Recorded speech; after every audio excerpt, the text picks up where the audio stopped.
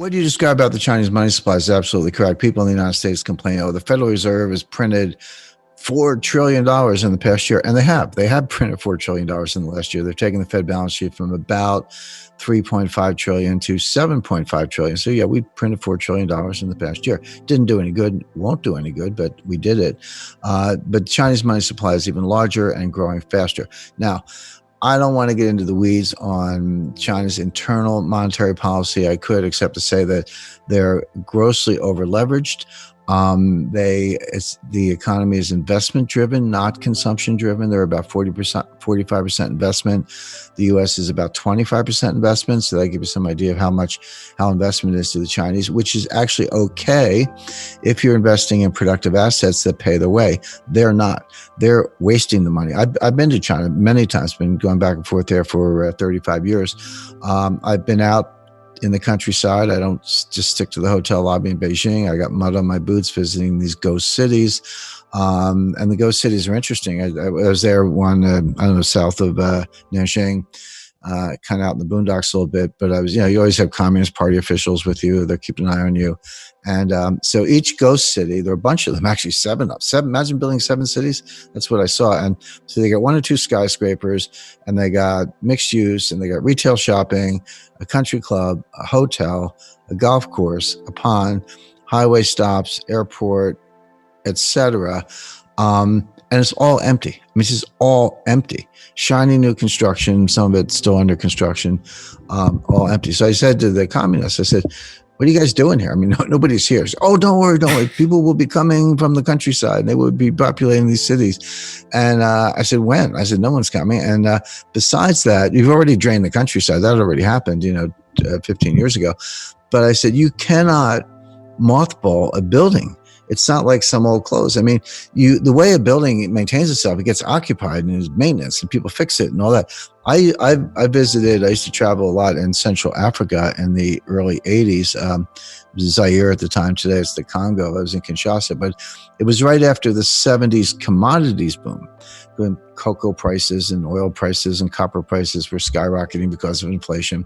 And they took the money, of course they wasted it, and they built these skyscrapers in Kinshasa, which is like a swampy, scary, funky, city. It's if you've read Joseph Conrad's Heart of Darkness, you kind of get the idea. But there's a skyscraper, but the windows are falling out, and there were rust stains running down the side, and the elevators were broken. So it might have looked nice the day they built it, but it was never really used. And now it was literally, when I was there, it wasn't that much later after they built it, it was falling apart. So that's going to happen in China. My point being, if you apply, generally accepted accounting principles to their investment account, you would write it off the day they opened the building because nobody's there. It's not worth anything. So they're wasting the money. They're over leveraged. They're overprinted. However, none of that has anything to do with the status of the Chinese yuan as a global reserve currency. The yuan is not a reserve currency. It will not be, probably in my lifetime, maybe never.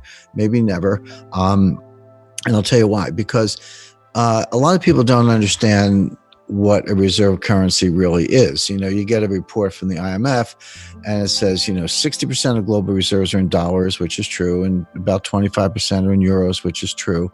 So 85% of global reserves are in dollars or euro, which means the only meaningful exchange rate in the world is the euro US dollar cross rate. Everything else is working around the edges. You got some sterling and yen and Swiss francs and a couple other things. Aussie dollar is tiny, believe it or not, good currency, but not a big part of it. And China's like this kind of invisible 1% sliced down at the bottom. But it's not as if, and China has $1.4 trillion in its reserves. But here's the point. It's not as if they have pallets of $100 bills stacked up in the basement of the People's Bank of China. They don't. You invest in securities. In other words, they're dollar-denominated securities. So it's not actually dollars. They're treasury bills, notes, and bonds denominated in dollars. So the thing that makes a reserve currency is not the currency, it's the bond market. You need something to invest in with maturities. You need, so you need a liquid bond market with different maturities, different interest rates. You need dealers, you need auctions, you need payment and clearance systems, you need repo or repurchase agreements, futures, options, when issued trading, custodians. the rule of law. There's a whole massive infrastructure which we started working on when Alexander Hamilton was, advising George Washington, and we've been doing it ever since. And others, Bank of England has done the same. China doesn't have any of that, none of it. There's no significant Chinese bond market. They don't have the infrastructure of banks and dealers I described. They don't have the physical infrastructure, and most of all, they don't have a rule of law. You can't throw a Chinese, trust the Chinese as far as you can throw them. And so they have no chance of being a global reserve currency, none. Same with the Russian ruble, same with a lot of other currencies, same with Bitcoin.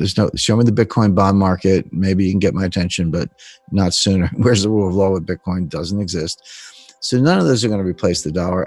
First thing, my wife hates me to admit this, but I was once a registered lobbyist in Washington. I ran an office there. I spent a lot of time on Capitol Hill. And the first thing I learned in Washington is you can't beat something with nothing. In other words, if you hate a policy or a program, you just hate it, you write op-eds, fine. You're not going to change it unless you bring something to replace it. So for all the criticisms of the dollar, and there are plenty of them, you're not going to dethrone the dollar as the leading global reserve currency unless you can show me what you're going to replace it with. And there's one and only one contender in the world today, which is gold. So that's a whole other conversation. I'm not saying we're going to be on a gold standard tomorrow.